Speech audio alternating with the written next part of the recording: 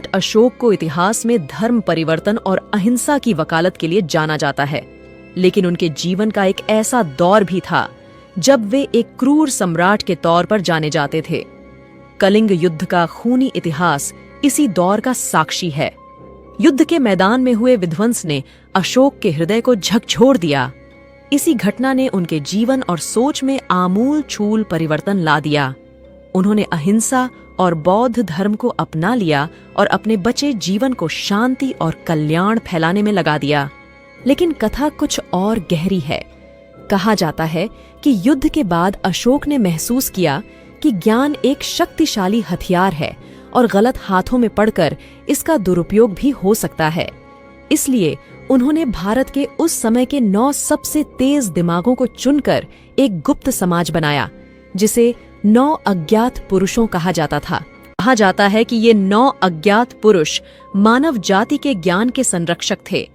उनके पास विज्ञान, चिकित्सा, ज्योतिष, वास्तुकला और अन्य क्षेत्रों का रहस्यमय ज्ञान था।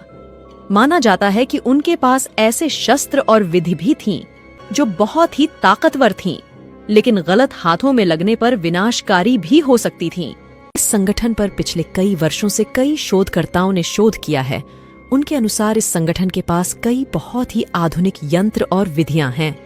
उनके अनुसार इस गुप्त संगठन के पास किसी व्यक्ति को सिर्फ स्पर्श करके मारने की विधि थी, जिसे मृत्यु स्पर्श भी कहा जाता है।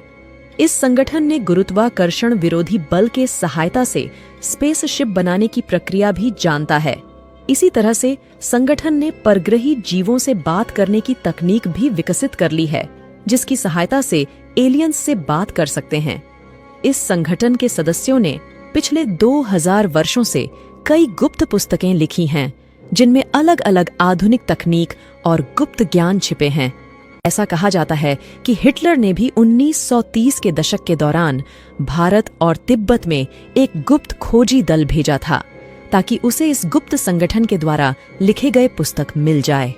सबसे रोचक बात यह है कि कुछ इतिहासकारों का मानना है कि सदियों से चले आ रहे विभिन्न गुप्त समाजों का स्रोत यही 9 अज्ञात पुरुष हो सकते हैं।